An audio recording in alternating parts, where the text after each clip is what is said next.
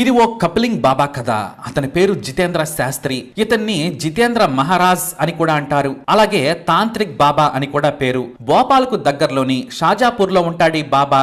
ఈయన తాంత్రిక శక్తుల గురించి చుట్టుపక్కల బాగా తెలుసు. మొత్తం చీకట్లో తాంత్రిక పూజలు చేస్తూ బాగానే సంపాదించాడు. ఇతనికి ఓ శిష్య బృందం కూడా ఉంది. ఓ ఇద్దరు మగ శిష్యులు, ఓ లేడీ శిష్యురాలు ఎప్పుడు ఉంటారు. ఈ శిష్యురాలు మాత్రమే కాదు, అసలు పదం వాడితే మనం పాపిష్టలం అవుతాం. ఈమె ఈ శాస్త్రికి అన్ని పనులు చేసి పెడుతుంది. ఇంకా చెప్పాలంటే భార్య కాని భార్య అన్నమాట. అయితే ఈ శాస్త్రి తాంత్రిక పూజల్లో ఎంత పవర్ఫుల్లో, అలాగే ఈ కసక మసక వ్యవహారాల్లో కూడా మంచి పట్టున్న వ్యక్తి.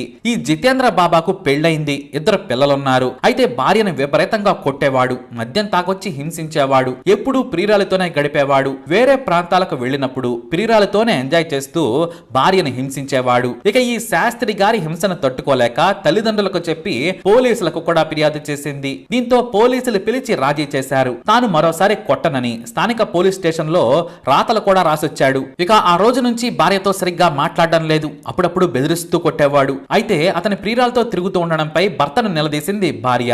నేను ఆమెతోనే ఉంటాను, నీకేంటి, ఇష్టం లేకుంటే వెళ్లిపోమని బరి తెగించి చెప్పేవాడు ఈ శాస్త్రి బాబా.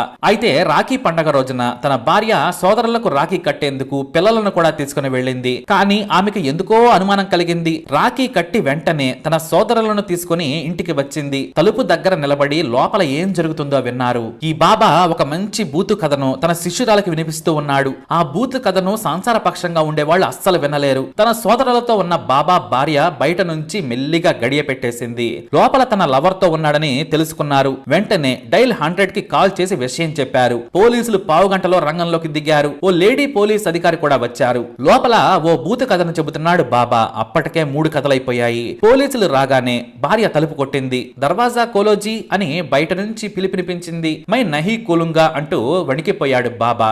ఏదో ట్రాప్ చేసిందని భయపడిపోయాడు. ఎంతకీ భార్య పిలిచినా పలుకలేదు. ఆమె సోదరులు సైతం బావగారు రాఖీకి వచ్చాం, తలుపు తీయండి అన్నారు. నేను తీయను, ఓ మంచి తాంత్రిక పూజలో ఉన్నాను, కస్టమర్లు కూడా ఉన్నారు, మీరు సాయంత్రం రమ్మని చెప్పాడు. లేదు, మీ ఆశీర్వాదం కావాలి బావగారు అని పిలిచినా కూడా వినలేదు. చివరికి పోలీస్ అధికారి డోర్ కొట్టి తలుపు తీయమన్నారు. నేను పోలీస్ ఆఫీసర్ని, తొందరగా తీయాలి లేదంటే తలుపులు బద్దలు కొడతామని హెచ్చరించారు. చివరికి ఎప్పుడో అరగంట తర్వాత తీరిగ్గా తలుపు తీశాడు బాబా. ఈ గ్యాప్ లోనే లోపల మొత్తం నీట్ గా సర్దేశారు. ఇద్దరు శిష్యులు పోలీసులను చూసి భయంగా బయటకు వచ్చారు. ఇక పోలీసులు వెతకగా ఒక మందు బాటిల్, 2 సోడా బాటిల్స్ తో పాటు చిప్స్ ప్యాకెట్ కూడా దొరికింది. ఇక బాబా కూడా లాంగ్ టూర్ కు వెళుతున్నట్లు కొత్త బట్టలు వేసుకుని పూజ ముగించినట్లు బొట్టు కూడా పెట్టుకున్నాడు. పోలీసులకు ఏమీ అర్థం కాలేదు, ఏమీ కనిపించలేదు. ఏమమ్మా, నీ భార్య క్యాంప్ పనులు చేస్తున్నాడని చెప్పావు, ఇతనేమో పురుష పొంగవలకే పవిత్రమైన లీడర్లా ఉన్నాడని అన్నారు. లేదు సార్, నాకు మల్లెపూల వాసన వచ్చిందని బాబా భార్య ఇల్లంతా వెతికింది. నిజంగానే మల్లెపూల వాసన వస్తోంది, కానీ ఎక్కడి నుంచి వస్తుందో అర్థం కాలేదు.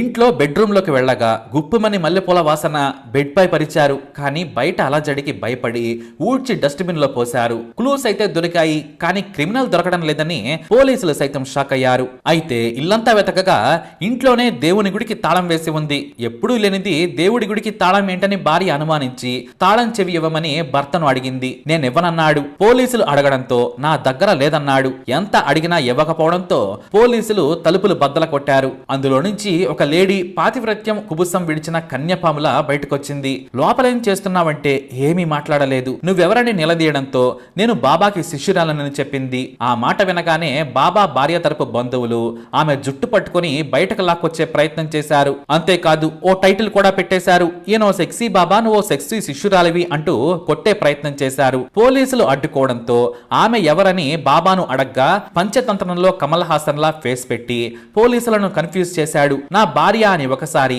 శిష్యురాలని మరోసారి సమాధానమిచ్చాడు. చిర్రెత్తుకొచ్చిన పోలీసులు ఎవరో చెప్పమనడంతో ఏమీ మాట్లాడలేదు. ఈమె శిష్యురాలైతే నీ గదిలో ఎందుకు దాచావు, మల్లెపూలేంటి, మందు పార్టీ ఏంటని అడగడంతో బాబాకు నోట మాట రాలేదు.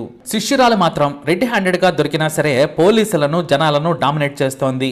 ఎంతలా అంటే బాబా భార్య బూతులు తిట్టడంతో ఆమె పోలీసుల ముందు కొట్టడానికి వచ్చింది. దీంతో చిర్రెత్తుకొచ్చిన లేడీ ఆఫీసర్ ఈ కిలాడికి 4 అంటించి లోపల కూర్చోమని చెప్పింది. అయినా సరే కాన్ఫిడెన్స్ ఏమాత్రం తగ్గకుండా బాబా లవర్ బాబా మాత్రం హుందాగా వెళ్లి పోలీస్ వ్యాన్ లో కూర్చున్నారు. ఇక పోలీసులు విచారణ చేశారు. వీళ్లు దేశ ముదుర్లని అర్థం చేసుకుని బాబా శిష్యులను 4 గంటించడంతో మొత్తం కక్కారు. ఈ లేడీ కూడా వన్ ఫైన్ ఈవినింగ్ తన భర్తతో గొడవలవుతున్నాయి, మీరే మంచి తాయెత్తు కట్టి నా భర్తను నా చుట్టూ చుట్టూ తిరిగేలా చెయ్యి బాబా అని వచ్చింది. కానీ చెయ్యి పట్టుకుని తాయెత్తు కట్టిన బాబా ఆ తరువాత తానే వశపరుచుకున్నాడు. నీకు అందం ఉంది, నా దగ్గర డబ్బుంది, వదిలేసి వస్తే మినీ పెళ్ళాన్లా చూసుకుంటానన్నాడు. ఇంకేముంది, తాయెత్తు తానే ఉంచుకొని బాబాతో సెటిల్ అయిపోయింది. అలా ప్రియురాలతో తిరుగుతూ భార్యను హింసించిన ఈ శాస్త్రి బాబాను పోలీసులు తీసుకెళ్లారు. ఓ లాయర్ ను పెట్టుకుని భార్యతో రాయబారం చేయించాడు బాబా. జీవితంలో గర్ల్ ఫ్రెండ్ తో తిరగను, నాపై కేసు పెట్టద్దని బ్రతిమలాడాడు. అయితే చివరిసారి వార్నింగ్ ఇచ్చి పోలీసులు బాబాను వదిలేశారు. అంతేకాదు, మరోసారి ఈ వైపు కనిపిస్తే మాత్రం కేసు పెట్టి జైల్లో వేస్తామని బాబా గర్ల్ ఫ్రెండ్ కు వార్నింగ్ ఇచ్చి పంపించారు. మరి ఈ రంగు రక్కమ్మ వ్యవహారాలు బాబా మానుతాడా లేదా అనేది ముందు ముందు చూస్తామని చెప్పారు పోలీసులు. అయితే ఈ ఘటనకు సంబంధించిన వీడియో వైరల్ కావడంతో మొన్నటి వరకు తాంత్రిక్ బాబా అన్నవారంతా సెక్సీ బాబా అంటున్నారట.